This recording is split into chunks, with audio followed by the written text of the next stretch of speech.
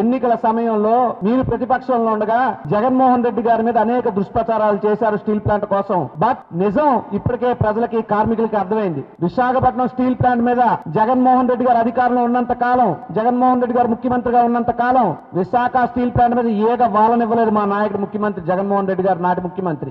ఆయన అధికారంలో ఉండబట్టే విశాఖపట్నంలో స్టీల్ ప్లాంట్ ఉద్యమం అవిశ్రాంతంగా అప్రతిహితంగా సాగింది. ఆయన అధికారంలో ఉండి అండాదండా ఇవ్వబట్టే స్టీల్ ప్లాంట్ చేసినటువంటి అనేక కార్మికులు చేసిన పోరాటాలకు ప్రభుత్వం మద్దతు ఇచ్చింది.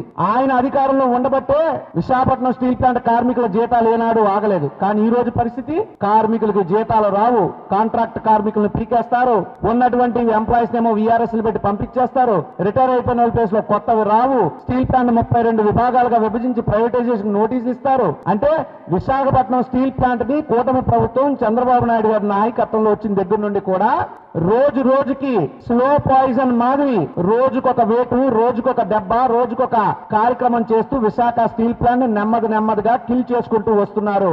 దానికి ఫినిషింగ్ టచ్చే నిన్న నారా చంద్రబాబు నాయుడు గారు ఇవ్వడం జరిగింది.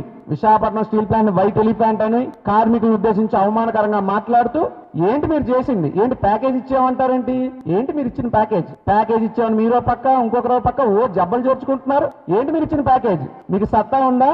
ఆ ప్యాకేజ్ లో ఏ కార్మికుడి సంక్షేమానికి, ఏ కార్మికుడికి ఖాతాల్లోకి ₹1 వెళ్ళిందో చూపించగలనే ధైర్యం మీకుందా? ఆ దమ్ము మీలో ఎవరికైనా ఉందా? లేదా వచ్చినటువంటి ప్యాకేజ్ తో స్టీల్ ప్లాంట్ లో పరిశ్రమలో ఏ ఒక్క పరికరాలు మీరు కొన్నారు, కొత్త మిషనరీని ఏం తీసుకొచ్చారు, లేదా ముడి సరుకుని ఎంత అందుబాటులోకి తెచ్చారు, ఏమైనా చెప్పగలరా? ₹1 అంటే ₹1. మీరు ఇచ్చినటువంటి ప్యాకేజీ బ్యాంక్ ఖాతాలకు పోయింది తప్పితే స్టీల్ ప్లాంట్ కార్మికులకు గానీ, పరిశ్రమకు గానీ, ముడి సరుకుకు గానీ ₹1 వినియోగించబడలా.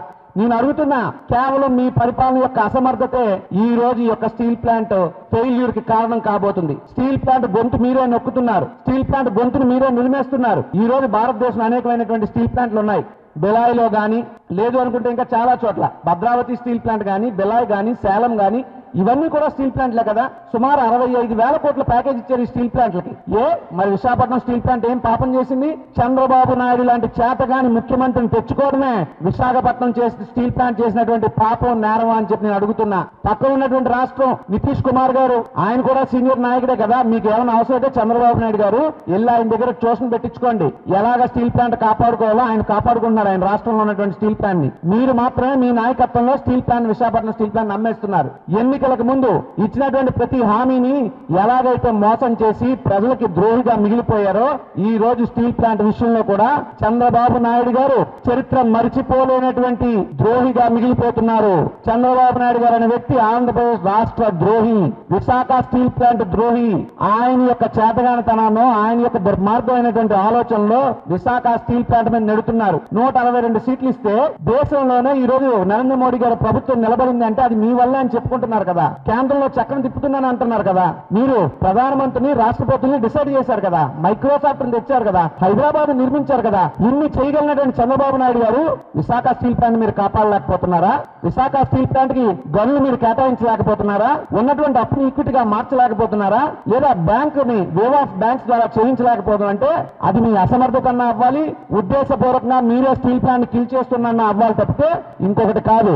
జగన్మోహన్ రెడ్డి గారు సంషేర్ గా, సింహంలాగా అవతల ఉన్నటువంటి ప్రధానమంత్రి గారు అయినప్పటికీ కూడా ఈ రాష్ట్ర ప్రజల యొక్క భవిష్యత్తే నాకు ముఖ్యం, నాకు వ్యక్తిగత సంబంధాలతో పని లేదు, రాష్ట్ర సంబంధాలు, కేంద్ర సంబంధాలతోనే మాత్రం పని. మా స్టీల్ ప్లాంట్ ని ప్రైవేటైజ్ చేయడానికి వీలు లేదు, కొనేది ఎవరో చూస్తాం, వచ్చేది ఎవరో చూస్తాం అని చెప్పి సింహంలో ఆయన గర్జిస్తే చంద్రబాబు నాయుడు పిల్లిలా మోకరిల్లిపోయాడు కేంద్రం దగ్గర. కేవలం తన కొడుకు భవిష్యత్తు కోసం, మెటల్ స్టీల్స్ అనే ప్రైవేట్ స్టీల్స్ కోసం గనులు, ముడి సరుకుని తీసుకెళ్ళడానికి, పైప్ లైన్ వేయడానికి ప్రధాని మోడీ గారిని ప్రెజర్ చేశానని చెప్పి పబ్లిక్ గా వేదిక ముందు అందరి ముందు మీటింగ్ లో మాట్లాడగలిగినటువంటి చంద్రబాబు నాయుడు గారు స్టీల్ ప్లాంట్ కోసం ఎందుకు మాట్లాడరు?